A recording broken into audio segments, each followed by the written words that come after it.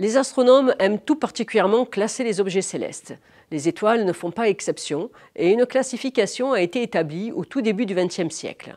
La base de cette classification est la température des étoiles, température qui se traduit par des différences de couleur d'une étoile à l'autre.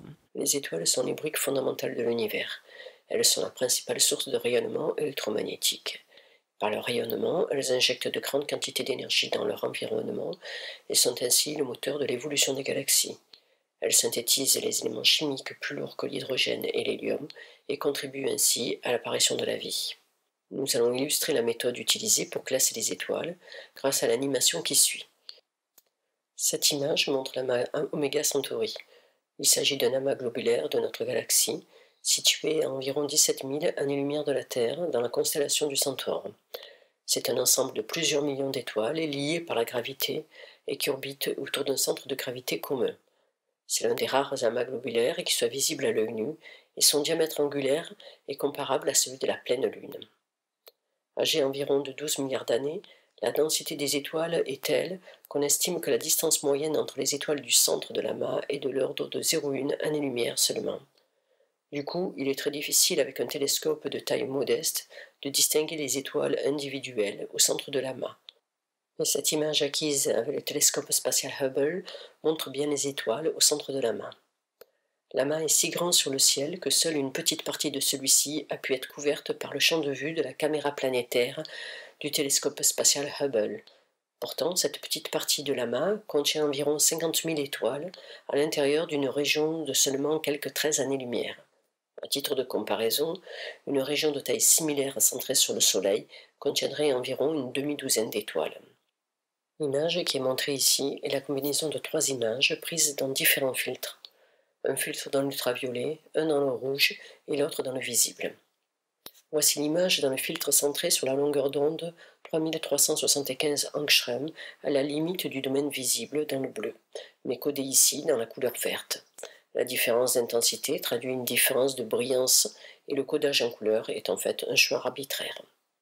Ici, la lumière dans le filtre UV, qui quant à elle transmet la lumière émise par les étoiles autour de la longueur d'onde de 1250 angström, donc loin dans le domaine UV. Nous ne voyons pas avec notre œil la lumière UV et l'image a été codée sur une échelle des bleus. Enfin, la dernière image a été acquise dans une bande de longueur d'onde centrée à 8353 angström, donc dans le rouge lointain. Ces 3 images sont combinées sur celle-ci. Vous vous souvenez que le flux émis par une étoile suit la loi de Cornoire, c'est-à-dire en gros une loi en forme de cloche. Les étoiles rouges n'ont presque pas de lumière bleue et les étoiles bleues n'ont presque pas de lumière rouge, ce qui se traduit par des différences de couleurs que vous voyez sur l'image. Pour les étoiles comme le Soleil où les couleurs dans le visible sont mélangées, elles apparaissent blanchâtres. Les astronomes classent les étoiles à partir de leurs couleurs. Pour ce faire, ils ont choisi de placer les étoiles bleues à gauche et les étoiles rouges à droite. Regardons ce que ça donne lorsqu'on procède ainsi. On constate que dans cet amas, il y a peu d'étoiles extrêmes, c'est-à-dire des étoiles très bleues ou très rouges, en d'autres termes très chaudes ou très froides. La plupart des étoiles sont blanches, c'est-à-dire qu'elles émettent un rayonnement où toutes les longueurs d'onde sont présentes de manière à peu près équilibrée. On voit aussi sur cette image que toutes les étoiles ne sont pas aussi lumineuses les unes que les autres. On peut donc les trier en fonction de leur brillance. De nouveau, de façon relativement arbitraire, les astronomes ont choisi de mettre les étoiles brillantes en haut et celles peu lumineuses en bas. Les diapositives suivantes montrent comment les étoiles s'organisent lorsqu'on les trie ainsi par couleur et par luminosité. On obtient ainsi un diagramme dans lequel les étoiles ne se répartissent pas uniformément. Bien au contraire, elles se regroupent le long de séquences bien définies. C'est ce qu'on appelle le diagramme de Hertzsprung-Russell, du nom des 2 astronomes qui l'ont proposé. Hertzsprung était un astronome danois. Il proposa ce type de diagramme pour classer les étoiles en 1905 et ce diagramme fut ensuite perfectionné par Russell, un astronome américain. Ce type de diagramme est un graphe dans lequel est indiquée la luminosité d'un ensemble d'étoiles en fonction de leur couleur, c'est-à-dire leur température effective, puisque la couleur d'une étoile est liée à sa température. Gardez en tête que différents paramètres peuvent être utilisés pour construire un diagramme H-R, pourvu qu'ils rendent compte de la température en abscisse et de la luminosité en ordonnée. Ici, vous noterez que la température croît de droite à gauche. On trouve donc à droite du diagramme les étoiles froides et à gauche les étoiles chaudes. Puisque la luminosité d'une étoile dépend aussi de sa taille par la formule rappelée ici, on trouve donc en bas du diagramme les étoiles de petite taille et en haut celles de grande taille. Connaître la position d'une étoile dans le diagramme H-R apporte donc un certain nombre d'informations quant à ses propriétés. Notez que le diagramme H-R sur vos écrans a été établi à partir de 22 000 étoiles proches du Soleil. Si maintenant on regarde à la disposition des étoiles dans le diagramme, on voit que la majorité des étoiles se concentrent le long d'une diagonale qui va du coin supérieur de gauche, donc c'est-à-dire les objets chauds et lumineux, au coin inférieur droit, c'est-à-dire les objets froids et peu lumineux. Cette région du diagramme H-R est appelée séquence principale. Si la concentration d'étoiles y est si élevée, c'est parce que les étoiles y passent environ 90% de leur vie en évoluant très peu. C'est la phase principale de leur vie, phase durant laquelle elles brûlent l'hydrogène en leur cœur. On trouve aussi une seconde concentration significative d'étoiles au-dessus de cette diagonale. Elle correspond à la branche dite des géantes. On y trouve des étoiles qui ont quitté la séquence principale et sont passées au stade des géantes rouges ou sur la branche horizontale. Ces phases correspondent à des états d'évolution des étoiles qui ne font plus intervenir la seule fusion de l'hydrogène et durant lesquelles leur luminosité augmente.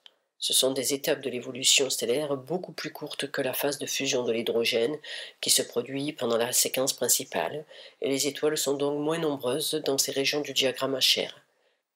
Notez que les géantes rouges montent en luminosité bien au-delà de cette concentration d'étoiles. Enfin, la troisième concentration d'étoiles, qui n'apparaît quasiment pas sur ce diagramme H-R établi à partir du voisinage solaire, se trouve sous la séquence principale. Il s'agit d'étoiles très petites, de la taille de la Terre pour certaines, et très chaudes en surface, ce qui explique aussi leur position dans le diagramme. Ce sont les naines blanches, qui sont des étoiles en toute fin de vie, désormais incapables de produire des réactions thermonucléaires. Puisque l'astre n'a plus de source d'énergie, sa température et sa luminosité baissent. Après quelques milliards d'années, la naine blanche n'émet plus que très faiblement dans le domaine visible. Elle devient alors une naine noire, un astre très peu lumineux et donc très difficile à détecter. Puisque la luminosité, le rayon et la température sont liés, si deux étoiles ont la même température effective, leur différence de luminosité est donc due à une différence de rayon.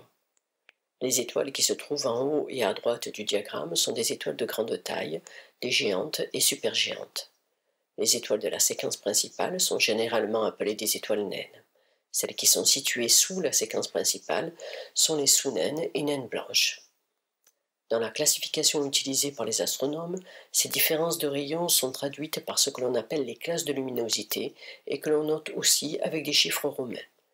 Les géantes couvrent les classes 1 pour les plus grosses ou supergéantes, puis 2 et 3. Les naines la classe 5 et la classe 4 est le groupe des sous-géantes, un groupe relativement mal déterminé qui correspond à des étoiles qui ont quitté la séquence principale mais n'ont pas encore atteint la phase de géante. On a donc ainsi établi une classification des étoiles à partir de leur répartition dans le diagramme H-R, classification qui rend compte à la fois de leurs propriétés mais aussi de leur stade d'évolution. On retiendra donc que les astronomes classent les étoiles grâce à leur rayonnement à partir de leur couleur, c'est-à-dire de leur température et de leur taille. Je vous remercie de votre attention.